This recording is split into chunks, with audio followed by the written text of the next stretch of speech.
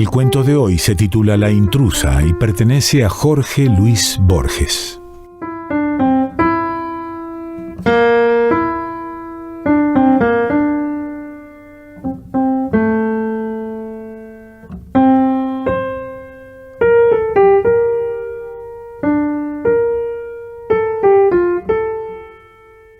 Dicen, lo cual es improbable, que la historia fue referida por Eduardo, el menor de los Nelson, en el velorio de Cristián, el mayor, que falleció de muerte natural hacia 1890 y tantos en el partido de Morón.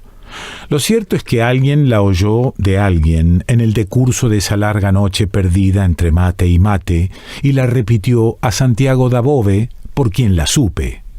Años después, volvieron a contármela en Turdera, donde había acontecido. La segunda versión, algo más prolija, confirmaba en suma la de Santiago, con las pequeñas variaciones y divergencias que son del caso.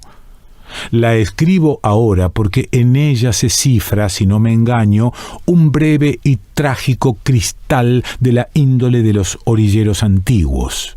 Lo haré con probidad, pero ya preveo que cederé a la tentación literaria de acentuar o agregar algún pormenor. En Turdera los llamaban los Nielsen. El párroco me dijo que su predecesor recordaba, no sin sorpresa, haber visto en la casa de esa gente una gastada Biblia de tapas negras, con caracteres góticos. En las últimas páginas entrevió nombres y fechas manuscritas. Era el único libro que había en la casa. La azarosa crónica de los Nielsen, perdida como todo se perderá. El caserón, que ya no existe, era de ladrillo sin revocar. Desde el zaguán se divisaban un patio de baldosas coloradas y otro de tierra. Pocos, por lo demás, entraron ahí. Los Nielsen defendían su soledad.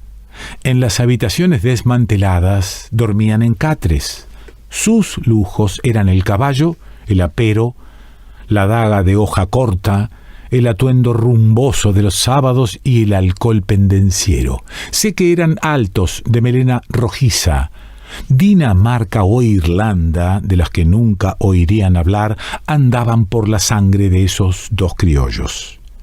El barrio los temía a los colorados. No es imposible que debieran alguna muerte. Hombro a hombro, pelearon una vez a la policía. Se dice que el menor tuvo un altercado con Juan Iberra en el que no llevó la peor parte, lo cual, según los entendidos, es mucho. Fueron troperos, cuarteadores, cuatreros y alguna vez tahúres. Tenían fama de avaros, salvo cuando la bebida y el juego los volvían generosos. De sus deudos nada se sabe y ni de dónde vinieron. Eran dueños de una carreta y una yunta de bueyes. Físicamente diferían del compadraje que dio su apodo forajido a la Costa Brava. Esto, y lo que ignoramos, ayuda a comprender lo unidos que fueron. Malquistarse con uno era contar con dos enemigos.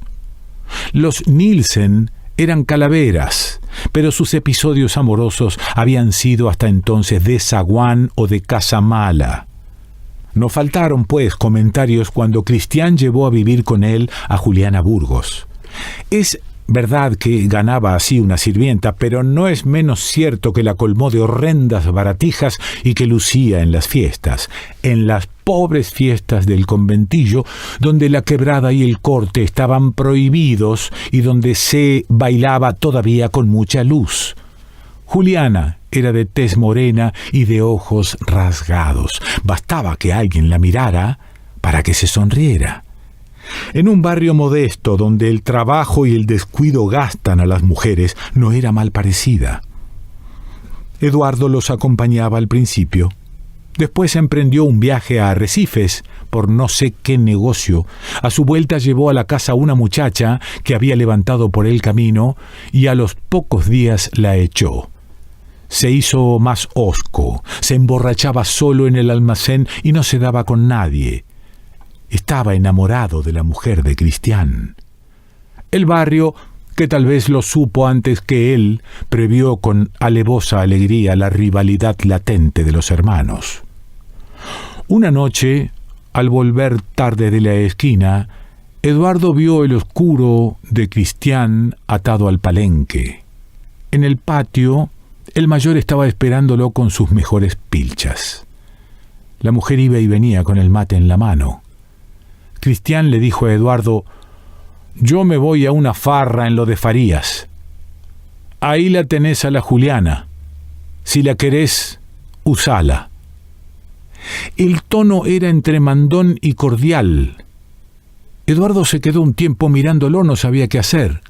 Cristián se levantó, se despidió de Eduardo, no de Juliana, que era una cosa, montó a caballo y se fue al trote, sin apuro.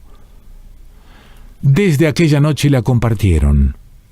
Nadie sabrá los pormenores de esa sórdida unión que ultrajaba las decencias del arrabal. El arreglo anduvo bien por unas semanas, pero no podía durar. Entre ellos, los hermanos no pronunciaban el nombre de Juliana, ni siquiera para llamarla, pero buscaban y encontraban razones para no estar de acuerdo. Discutían la venta de unos cueros, pero lo que discutían era otra cosa. Cristián solía alzar la voz y Eduardo callaba. Sin saberlo, estaban celándose. En el duro suburbio, un hombre no decía ni se decía que una mujer pudiera importarle, más allá del deseo y la posesión, pero los dos estaban enamorados. Esto, de algún modo, los humillaba. Una tarde, en la plaza de Lomas, Eduardo se cruzó con Juan Iberra, que lo felicitó por ese primor que se había agenciado. Fue entonces, creo, que Eduardo lo injurió. Nadie, delante de él, iba a hacer burla de Cristián. La mujer atendía a los dos con sumisión bestial, pero no podía ocultar alguna preferencia por el menor, que no había rechazado la participación, pero que no la había dispuesto. Un día le mandaron a la Juliana que sacara 2 sillas al primer patio y que no apareciera por ahí porque tenían que hablar. Ella esperaba un diálogo largo y se acostó a dormir la siesta, pero al rato la recordaron.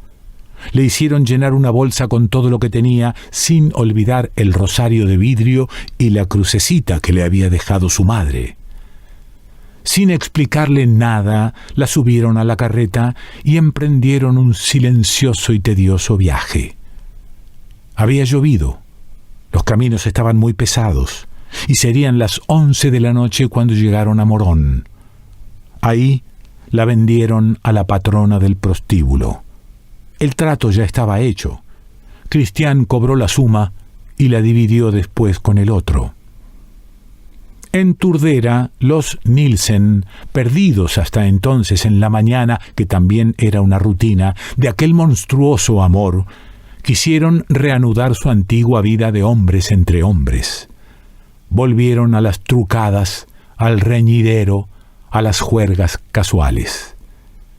¿Acaso alguna vez se creyeron salvados, pero solían incurrir cada cual por su lado en injustificadas o harto justificadas ausencias?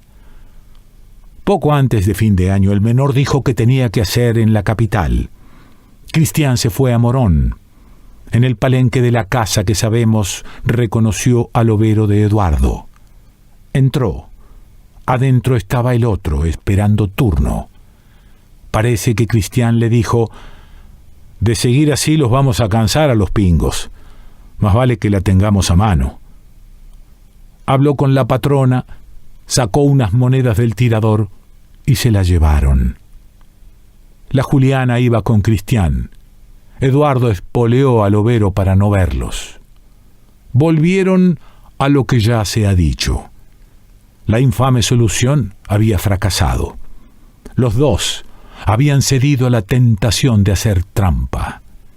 Caín andaba por ahí, pero el cariño entre los Nielsen era muy grande. Quién sabe qué rigores y qué peligros habían compartido, y prefirieron desahogar su exasperación con ajenos, con un desconocido, con los perros, con la Juliana, que habían traído la discordia. El mes de marzo estaba por concluir y el calor no cejaba.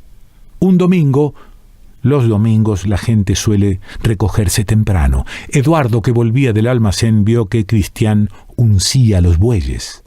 Cristián le dijo: «Vení, tenemos que dejar unos cueros en lo del Pardo. Ya los cargué.